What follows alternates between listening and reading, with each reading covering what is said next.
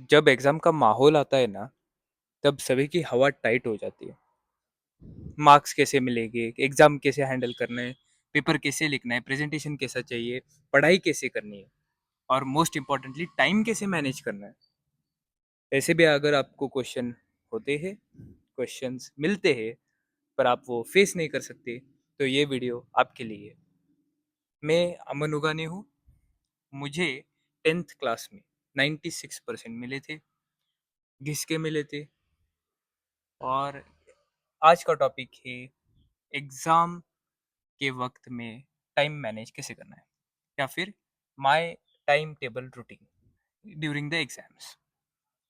Exams के वक्त है ना, मोस्ट इम्पोर्टेंट थिंग क्या है पता है? बाकियों को लगता है रटना चाहिए, समझना चाहिए, सब कुछ रिवाइज करना चाहिए, पर ऐसा नहीं होता। सबसे इम्पोर्टेंट थिंग एग्ज़ाम के वक्त, अगर आपने शिद्दत से पढ़ाई की है, अगर आपने यूज़ किया है अपना टाइम इफ़ेक्टिवली, तो फिर सबसे इम्पोर्टेंट थिंग जो आप कर सकते हो वो है काम माइंड से रेस्ट लेना। थोड़ा कॉन्ट्ररी लगता है आपको, पर ठीक है, एक बार सुन लो।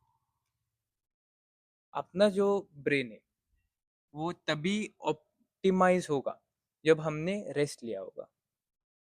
पर्पसली मैं ये वीडियो हिंदी में बता रहा हूँ, और ये सेम में आई विल ट्राई टू को relate with English as well, but mainly Hindi से वो फीलिंग आती है थोड़ा। पर मेन थिंग ये है कि आपको, अगर आपने हार्ड वर्क किया है, अगर आपने सब कुछ रिवाइज वगैरह किया है, और आपने अपना काम किया है, स्टडी किया है, तो फिर अब आपको रेस्ट लेना है, प्रॉपर स्लीप लेना है, 7 to 8 आवर्स ऑफ स्लीप लेना है, और कॉन्स्टेंटली रिविजन करना है। Because revision is the thing that will set you apart. Revision वो आपको एक फाइन टच देता है, वो फाइन एज देता है। जैसे एक चाकू होता है ना, नाइफ, उसके अगर आप एज देखोगे, कई कई नाइफ्स जो होती है उसकी एज थोड़ी सी ज़्यादा शार्पर होती है, कई इसकी कम होती है। मतलब there is a difference between dull knife and a sharp knife. वो जो शार्पनेस होती है ना, मतलब NCERT language, PYQs questions, order wise questions, point wise answer, underlining, highlighting, मतलब वो जो है, वो लेवल का पेपर होता है ना, वो आपको रिवीजन से ही मिलेगा। तो इसलिए रिवीजन करना कॉन्स्टेंटली, स्ट्रेस नहीं लेना है इसका। अगर आपकी एग्जाम कल है, आज थोड़ा सा पढ़ लो, कल सुबह थोड़ा सा पढ़ लो, एग्जाम दे दो, कुछ नहीं होगा। बहुत इजी होता है, आप ज़्यादा स्ट्रेस लेते हो इसीलिए ये काम नहीं होता। काम माइंड से 7 to 8 आवर्स ऑफ स्लीप लेनी है, वो भी एक दिन पहले नहीं एग्जाम के, पर 1-2 वीक्स पहले से। प्रॉपर रेस्ट लेना है, प्रॉपर न्यूट्रिशन लेना है, खाना पीना है, अच्छे से रहना है, पेपर देना है। पेपर देने के बाद जल्दी से, हमारी टेंडेंसी क्या होती है कि यार पेपर का आंसर चेक कर लेते हैं, एमसीक्यू करेक्ट है क्या नहीं, कितने एजम्पशन लगाने लगते हैं कि इतने मार्क मिलेंगे, इतने मार्क नहीं मिलेंगे। ऐसे नहीं करना है।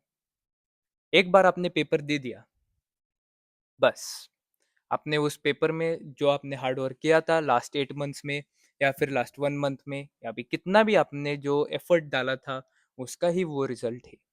इसलिए शॉक नहीं होना है अगर आपको एक्सपेक्टेशन से ज़्यादा अच्छे मार्क मिले, अच्छी बात है। थोड़े कम मिले, ठीक है, अगले एग्जाम में निपट लेंगे उसके भी। पर जल मतलब पेपर हो गया, और फिर आप अपने फ्रेंड्स के साथ you are trying to discuss the answers of the MCQ. It is not required. आपको क्या करना है, सिर्फ आपको अपना कार्य करना है। पेपर दिया, खुश, घर आना है, रेस्ट लेना है।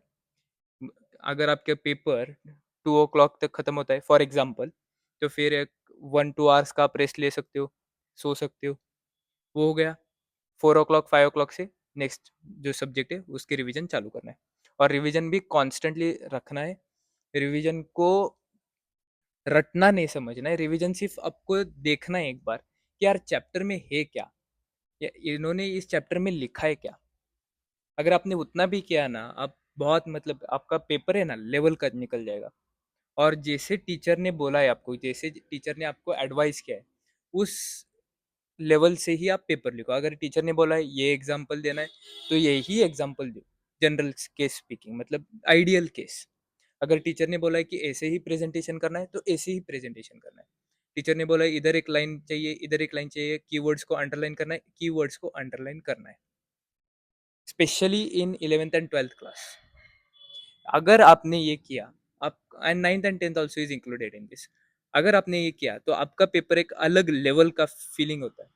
और जब आपने सब कुछ अंडरलाइन किया होता है, हाईलाइट किया होता है, लिखा होता है, सब कुछ प्रॉपर हैंडराइटिंग में, लेजिबल हैंडराइटिंग, दिखने में सुंदर नहीं चाहिए हमें, अपने को जो लिखा है वो समझना चाहिए।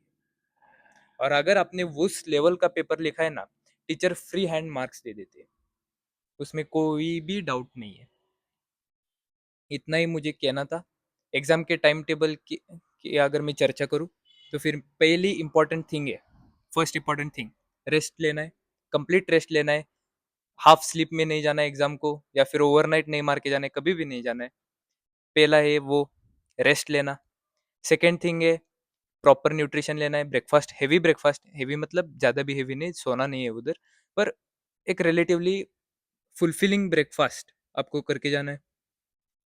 साथ में एक वाटर बॉटल, जो भी इसेंशियल इक्विपमेंट है जैसे कि compass, scale, pencil, pen, refill, सब कुछ लेके जाना है। एग्जाम सेंटर पे जाके सबको पूछने नहीं बैठना है कि यार पेन भी दे दे, इतना भी हमें केयरलेस नहीं होना है। अपना जो इक्विपमेंट है सब कुछ लेके जाना है। लास्ट मोमेंट पे, मतलब एंड मोमेंट पे रिवाइज नहीं करना है। अगर आपका पेपर एक 15 मिनट्स में, तो फिर शांत, किसको भी कुछ नहीं, मतलब आंसर्स नहीं कुछ पूछना है, क्वेश्चंस नहीं पूछना है, सिर्फ जाना है, बैठना है जो आपकी डेजिग्नेटेड प्लेस है उधर, और सिर्फ शांत मन से उधर सिर्फ रुकना है। अभी कुछ रिवाइज नहीं करना है, कुछ थॉट्स नहीं करना है, सिर्फ उधर जाके बैठना है, प्रेजेंट रहना है, मेंटली प्रेजेंट रहना है। पेपर आया, पेपर को रीड किया, फटाफट रीड करने का, कौन सा क्वेश्चन अटेम्प्ट करना है कौन सा नहीं डिसाइड करने का। दूसरी चीज़ वो 10 to 15 मिनट्स में रीडिंग टाइम में वो किया। उसके बाद अपना जो आंसर शीट आता है उस पे लाइन ड्रॉ करने का, उसका नाम लिखने का, पर्टिकुलर्स भरने का, वो किया। तो फिर क्वेश्चन पेपर में जाना है। अगर आपने थोरोली रीड किया है तो फिर एमसीक्यू स्टार्ट करने। एमसीक्यू मन में आंसर क्या आते देख लेना। जब बेल बजेगी, राइटिंग टाइम चालू होगा, तब पहले बराबर आपके जो एमसीक्यूज है वो लिख देना है, सब्जेक्टिव क्वेश्चंस लिख देना है। टाइम कम है इसीलिए भागो मत, प्रॉपरली पेपर अटेम्प्ट करते जाओ। अगर आपने सब कुछ अच्छे से पढ़ाई की है, अगर आपने रिवाइज किया, आपको कुछ भी प्रॉब्लम नहीं आएगा। और एक ऐसे माइंडसेट से जाओ कि आपको पेपर पता है क्योंकि आपने स्टडी किया है। एक मुझे कॉन्सेप्ट बहुत अच्छा लगता है, मतलब एक रेलेवेंट है क्या नहीं देखते, जब आप अच्छे से स्टडी करते हो ना, तब आपको भी और टीचर को भी, दोनों को भी पता होता है पेपर में क्या आने वाला है। क्योंकि आपको भी पता है यही इस कॉन्सेप्ट पे क्वेश्चन आने वाले, क्योंकि यही कॉन्सेप्ट है इसमें, और अगर कुछ उसके व्यतिरिक्त आया तो भी मैं लिख सकता हूँ। और टीचर को भी पता है कि स्टूडेंट को ये कॉन्सेप्ट इंपॉर्टेंट है, स्टूडेंट यही कॉन्सेप्ट छोड़ देते हैं, तो फिर यही क्वेश्चन डालते हैं। तो फिर दोनों को भी पता होता है कि ये क्वेश्चन आने वाले हैं, इसलिए ज़्यादा स्ट्रेस नहीं लेना है। अगर आपने पढ़ाई की है, अच्छे से करना, पढ़ाई नहीं की है तो फिर कर लेना, रिवाइज कर लेना, और आराम से पेपर देना। पेपर के वक्त जल्दी नहीं करने का। अगर आपको सप्लीमेंट चाहिए, अगर आपको थ्रेड चाहिए, तो फिर यू हैव टू आस्क। उसके उस वक्त डरना नहीं है कि सुपरवाइजर यार वो स्ट्रिक्ट टीचर है, वो कुछ तो बोल देगी, मैंने सप्लीमेंट लिया तो मेरे दोस्त हंसेंगे, कुछ फर्क नहीं पड़ता उन्हें। आपका पेपर आप लिखने वाले हो, इधर उधर ध्यान मत देना। एग्जाम सेंटर के बाहर क्या चल रहा है उसी तरफ क्या, कुछ भी ध्यान नहीं देने का। खिड़की के पास बैठे हो तो फिर खिड़की के बाहर क्या चल रहा है देखते मत बैठना, डायरेक्ट अपना आंसर पेपर ले लो, सॉल्व करते रहो, और अच्छे मार्क्स लाओ।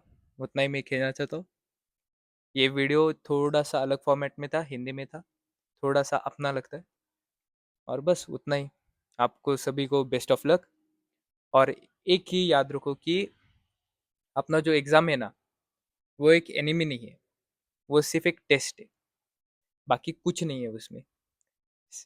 It is just a paper containing questions and you have to answer the questions. आपने पढ़ाई की है, आराम से पेपर देने का। अगर आपको अगर अभी भी लग रहा है कि पढ़ाई नहीं हुई है, then you are wrong. If you have studied it, you have gone through the syllabus once, you are completely fine. सिर्फ एक बार रिवीजन करना है, रीडिंग एक बार लगाओ और अच्छे मूड के साथ, अच्छे फीलिंग के साथ, एक एम्पावर्ड स्टेट के साथ पेपर दे दो। आपका पेपर अच्छा जाएगा। Thank you. लाइक करो, सब्सक्राइब करो, कमेंट में अगर कुछ आपको सजेशन है वो भी डाल दो। और बस आज के लिए उतना ही। मिलते अगले वीडियो में, तब तक के लिए बाय बाय, टेक केयर और बेस्ट ऑफ लक।